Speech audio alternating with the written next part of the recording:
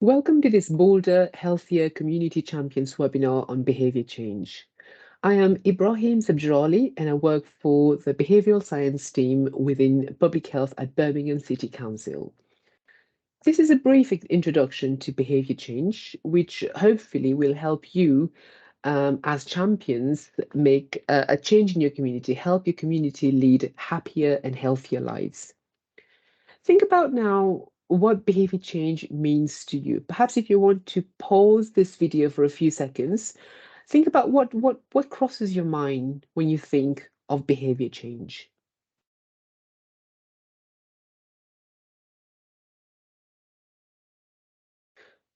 So there might have been many things that crossed your mind when you thought about behavior change.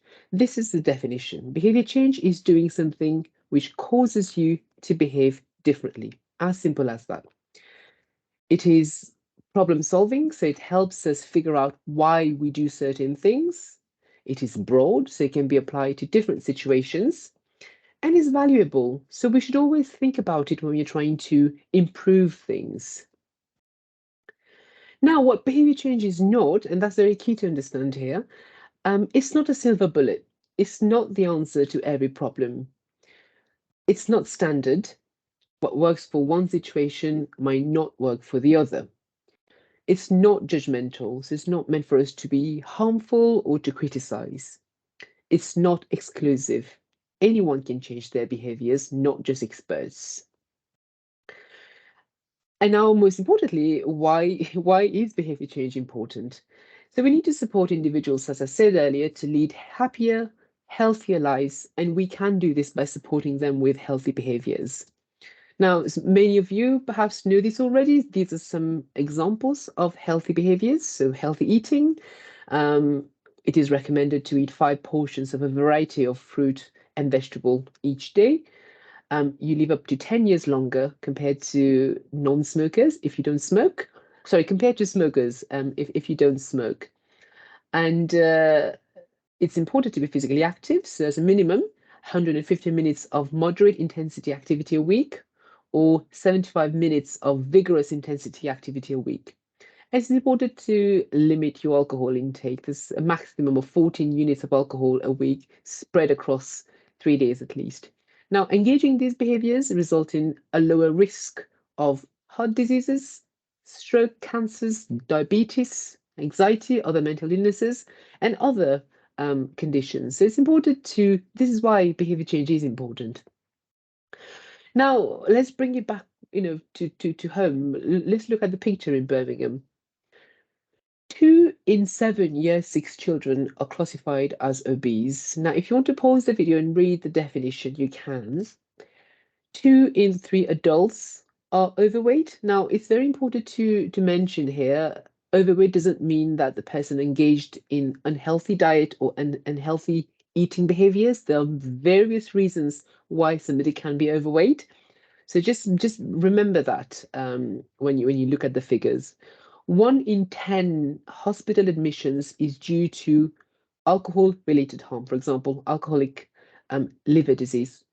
So it's quite a significant number when you think about it. 1,000 under 75, 1 in 1,000 people under 75 dies because of cardiovascular diseases, for example, heart attacks, stroke. So these are quite significant numbers that we have in Birmingham. Now, what we're going to do now, we're going to look at the context, behaviors within context. So I'm going to introduce you to the combi model. Some of you perhaps have come across the combi model, have heard about the combi model. Some of you might not have, and that's completely fine. So combi model is a behavior change model. There are other models available. So it's not the only model.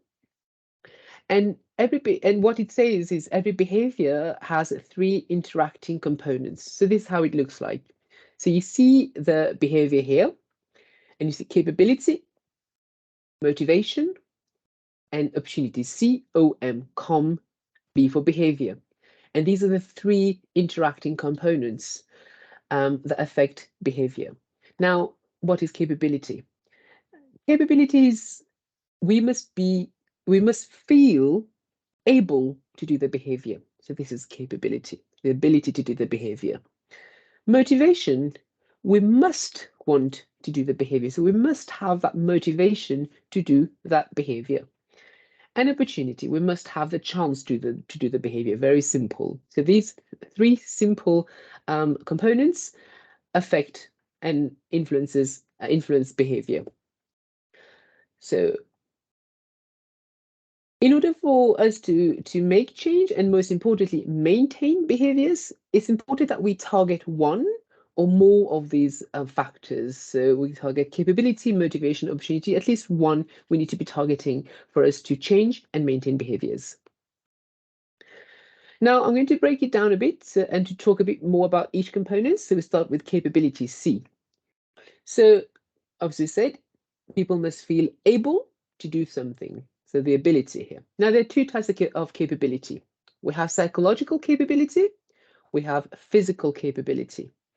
Now psychological capability is the knowing what to do, having the psychological skills to do something. For example, knowing how to make a healthy meal, knowing the recipe to make a healthy meal, being confident of my cooking skills. That's my psychological capability.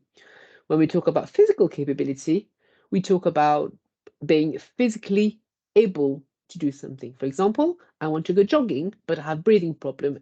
As such, I can't go jogging. So I'm not physically capable to go jogging or to engage in physical activity. Or perhaps I want to cook something, but I simply can't wait up, lift a pot, for example, to cook something. So it varies. There are many examples. These are just some of the examples to get you thinking about what capability means. Second one, opportunity. That's COM. That's the O of the combi. Again, we must have the chance. So we must have the right set of circumstances to do a particular behavior. So again, we have two types of opportunity. We have physical opportunity and we have social opportunity. So physical is basically the environment, cost, the time. For example, I want to go to the gym, but I don't have access to a gym. I don't have money to get a gym membership. There's no gym close to where I live. I want to go running, but I don't have any park next to me, and there's nowhere safe for me to go running, appropriate for me to go running. Clothes, time. So these are all physical opportunities. Now, social, culturally or socially okay to do a behavior. So that factor. For example, there might not be anyone to accompany me to do a behavior, and I might not feel safe to go and do that behavior, depending on various factors, where I live, what time of the day. Maybe I just don't want to go alone. I want somebody to be there to motivate me. Um, or perhaps I don't feel comfortable in a social situation. So I want somebody to come with me, and because of that. So I might not have that social opportunity if I don't have somebody. Or perhaps I go somewhere and I feel discriminated for whatever reason. So all of these are opportunities, and these are social opportunities. Next one is motivation. That's the M from the combi. So we must want to do that behavior. Now, there are two types here again. We have reflective motivation, we have automatic motivation. A simple way to understand it, reflective motivation is the long term, the bigger picture. Automatic motivation is the now, in the moment. So when we talk about reflective motivation, we think about something that has happened and we want us wanting to make a change. For example, looking at the long-term benefits of physical activity, or thinking of a time perhaps when somebody was unable to play football with their children, and they believe now if they start running, they will be able to actually play football. So they will become healthy, and then they'll be able to play football with their children. So that long term is there. As I said, automatic motivation, then now says the desires, the impulses, the inhibition, now in the moment. They must think healthy behaviors is more desirable than unhealthy behavior in the moment. So for example, they must think running is better than not running. They must think it's better for me to relax by going for a run rather than doing some unhealthy behavior in the moment. So that's the COM-B model. Now, some examples where the combi model or other behavior change models have been used is these are some four examples. There are many, many, many examples out there. The then called Public Health England campaign for families to make simple changes to diets, again, healthy diet here. In Hertfordshire, to increase physical activity. We'll talk a bit more in a bit. Another Public Health England campaign to get people to walk briskly for 10 minutes daily. Again, that's again on that physical activity. Or something more local in Wolverhampton, we had a campaign to increase, again, physical activity. I'm going to talk about the active herds in Hertfordshire a bit more here, looking at physical activity. So, of course, they did a lot of work to get people to be physically active, and these are some of the things they found. So, as you would remember, we talk about behavior, capability, motivation, opportunity. So, in terms of capability, what they found was there were some people perhaps who are not aware of how much exercise they need. Maybe they lack the headspace, they lack the mental state of mind to exercise, or forgetting to exercise. Physical capability, they had low stamina to exercise, they didn't have the energy to exercise. We talk about motivation, again, automatic motivation. Maybe they need someone to answer to, someone to support them, someone to say, "Oh, let's go for a run or something." So they didn't have someone to answer to, no one to go with. Reflective motivation, again, talking about the long-term benefit of physical activity, thinking about that. But it just didn't see the point. What was the point of exercising? In terms of the opportunity, social opportunity here is not being comfortable in gym clothes and lack of confidence, anxious about exercising. Or some of the physical opportunity here is maybe they didn't have enough money for the gym. Remember, we talked about that earlier. Or perhaps they didn't have any supportive physical environment. As I said, no access perhaps to a park nearby where they can go for a run, for example. So remember that these are interacting factors. They interact amongst each other to influence behavior. Now we'll talk about some brief interventions, some brief ways for you to help community and the impact you can make. I want you to think here again, now that you have a basic understanding of behavior change, the combi model, just have a think. Again, if you want, you can pause this video, have a think about what you, as champions, what you can do to encourage behavior change, what you can do to support your community live healthier, happier.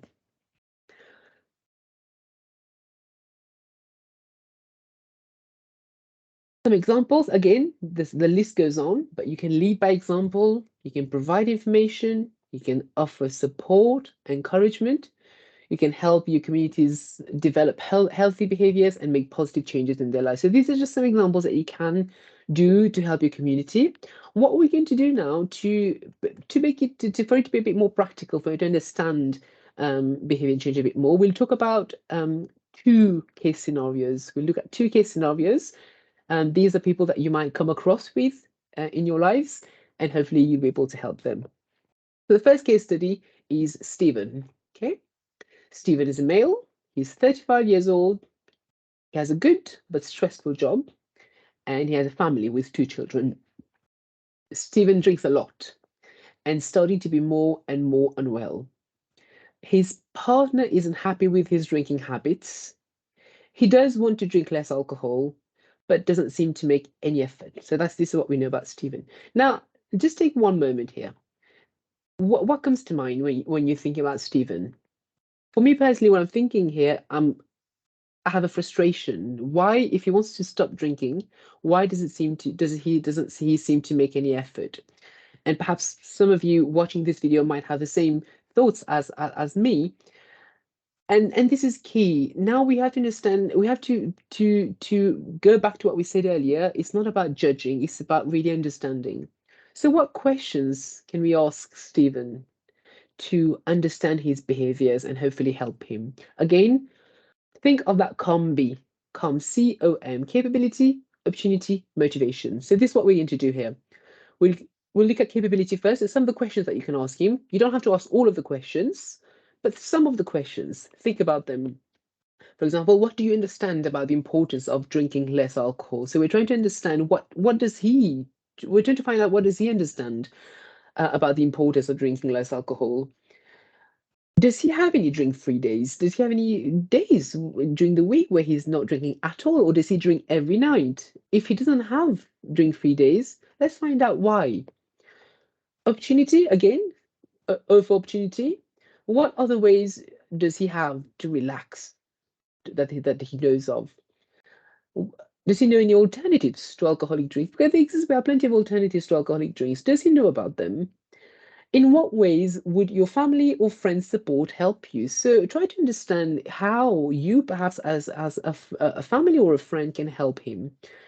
Does he have any other friends who do not drink, so he can maybe meet them more, see them more, speak to them more? Another motivation from the combi.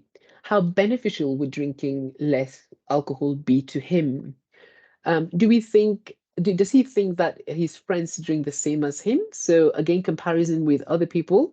Why, if yes, no, if no. So again, these are just some questions to help you understand Stephen and not take that perhaps judgmental attitude. It's just to really understand how can you, as a friend, as a community champion, help Stephen.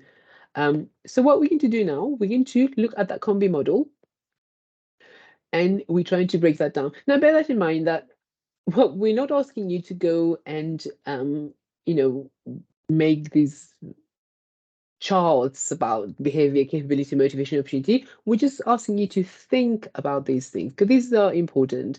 Um, Not all of them will apply to Stephen, to many people in your lives. These are just some examples of the factors that you can think of. So have them at the back of your head. When you're speaking to somebody, have the combi at the back of your head. So here with Stephen, in terms of psychological capability, maybe he find it hard to say no to friends, to colleagues. In terms of physical capability, maybe he doesn't remember an evening when he hasn't drunk.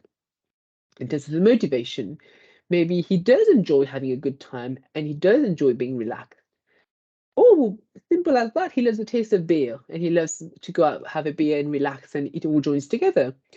In terms of the reflective motivation, the long term, he does also worry about his health. He worries about the impact that this is having on his relationship. He worries about the impact this is having on his work. In terms of the opportunity, maybe he has limited or no availability to non-alcoholic alternative drinks in places he frequents. So think how, think at the back of your head, how can you support him? These are the information you have about him. In terms of the social opportunity, maybe he doesn't have any friends who do not drink, so he can't engage or meet them. So remember, these are things to consider. There, you don't have to have all of them. You don't have to make a list of everything to help Stephen. Maybe find one thing and help him with that. It's just here to help you think and help you have these meaningful conversations with people in your community to make changes. So that was Stephen. We'll before we move on to talk about concrete things that you can do. We'll take another case study and then I'll give you some things that you can do to help your community. We'll talk about Gemma. Okay. Gemma is a female. She's 35 years old. She's single with 2 children. She works long hours. Now, Gemma watches TV after work and eats junk food and sweets. She feeds her children the same food. She became more and more physically inactive and has developed breathing problems when going up the stairs. Again, here I've underlined 2 issues here. It's a diet and physical activity. So people in your community, when you see them, meet them, no, we don't, we're not perfect. We come with multiple unhealthy behaviors, not just the one. So maybe you need to focus on 2 behaviors sometimes, but be able to separate those behaviors. Now, what can you ask Gemma? What questions can you ask Gemma to understand Gemma without judging Gemma and be helpful and hopefully help Gemma make healthier choices? Again, combi, the capability in combi. What could you do to exercise? So what exercises can she do? What healthy meals do you know how to cook? So again, her psychological there. So what does she know about healthy meals, recipes? Opportunity. So what time does she have to cook? Does she have any time to cook? Does she also work long hours and not have time of when she comes home? What is her understanding of the benefits of healthy eating? In what ways would her family support and friends, help her? So again, some of them, when we talked about Stephen earlier, there are similar questions that you can ask people to try to understand the reasons behind their behaviors and how you can help them. Motivation, how beneficial would a better diet be to you? Do you know exercising can help you relax? Can also help you relax? So again, we're talking about the now. So I want to relax, so I can exercise, or I can sit and watch TV. So this is the now rather than the long term. So just little things. Have them at the back of your head. Try to think about them when you're having these conversations with people. Now, what we've done the same as we did earlier to try to break it down. I've got better eating habits here. So that's the diet. And we've talked about physical activity here. So we'll do the same thing. Capability, we start with better eating habits. So in terms of psychological capability, maybe she doesn't know any recipe. Maybe she has never cooked before, so she doesn't know how to cook. And it's a lot easy to heat up frozen food than to make something from scratch or make healthier food. In terms of the motivation, automatic, tired from work, and she prefers to relax. She prefers the taste of junk food better than the taste of healthy food. Um, in terms of the reflective motivation, maybe she's unaware of the long-term benefits. In terms of the physical opportunity, it's a lot easier perhaps to buy junk food. Um, it's easy to make junk food, as we said, we mentioned that earlier. In terms of the social opportunity, maybe she eats junk food with her children while watching TV. It's sort of family bonding time for her. Um, that was eating habits. Now we talk about physically active. So some of them might link to what we talked about earlier, the Hertfordshire, what they did with the physically active. Some of them might be the same. So maybe in terms of capability, psychological capability, maybe she does not know easy ways to exercise. She just thinks she needs to do these big exercises uh, or tiring exercises. She's scared of having lack of breath, which is a very valid one. Physical capability. Again, her breathing problem. She actually does have breathing problem when she's physically active. Now, in terms of her motivation, automatic motivation, tired from work, and she prefers to relax. As you can see, some of them overlap. So for various behaviors, you might have factors that overlap for them. Maybe she's unaware of the long-term benefits of physically being active. In terms of the physical opportunity, for opportunity, there's no time perhaps to exercise with work and children, so she doesn't have the time to relax. In terms of the social opportunity, maybe she does not want to exercise alone, or she's worried to be seen out of breath. So if she wants to go for a run, for example, let's just say she does have a nearby park, let's just assume, and she wants to go for a run or for a jog, maybe she's worried that her friends or her neighbors would see her out of breath. So these are very valid factors that we need to consider that affect us. Again, remember, all of these are interactive factors. They affect each other. Now, we've talked about two case studies. We're going to talk about what you can do, what actions you can take to help your community or yourself for that matter. You can educate, or you can self-monitor. I'll explain more. So in terms of educate, you can provide information, knowledge, skills. If you don't know, you can signpost them to other things. But if you know, for example, you can explain how excessive alcohol consumption, drinking a lot, causes ill health, such as heart diseases. Show them simple exercises. If you know simple ways to exercise, you can just share them. Show them where to get simple, affordable, healthy meals, or how to cook simple, affordable, healthy meals. How to cook healthy food cheap.